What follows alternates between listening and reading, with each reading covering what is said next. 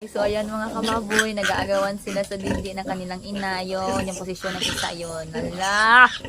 Hala, papa! Ano? Yan, so, grabe. Hala. Yung iba, relax na. Pero sila, ayan, nag-aagawan pa rin, oh. Huwag kaya. Grabe. Ay! Relax lang. Okay, ayun, nakaligtas. Paano na? Nakulaon na. Ganyan, oh. So, ganyan din ba mga kababo yung bait ninyo pag nagbibide? O, yun. Nag-aagawan.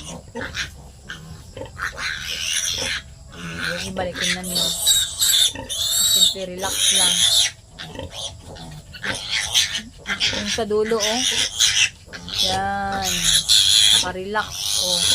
Yung isa, yung pangalawa sa dulo, mga kababoy, dalawa yung bide niya.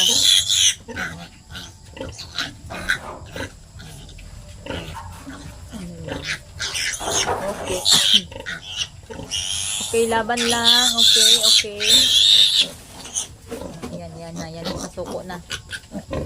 Yan na. Problema.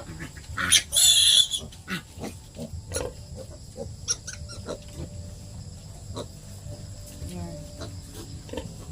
Yung dalawa sa dulo, oh, yan, pa-relax, relax lang. Yung didi nila, pagtapos sa isa, doon naman sa kabila. So, itong brown, ito yung panganay. Yan. Kaya nasa itaas ng kanyang mga kapatid. Okay, yung sa dulo, oh. Yan. So, relax lang yung nanay. Yan. Hinahayaan niya lang na magbibiin yung anak niya.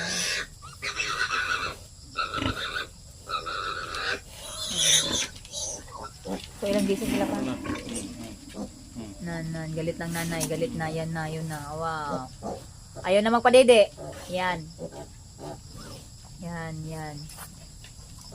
Ayaw na, ayaw na. Yan. Paano sila? Bye.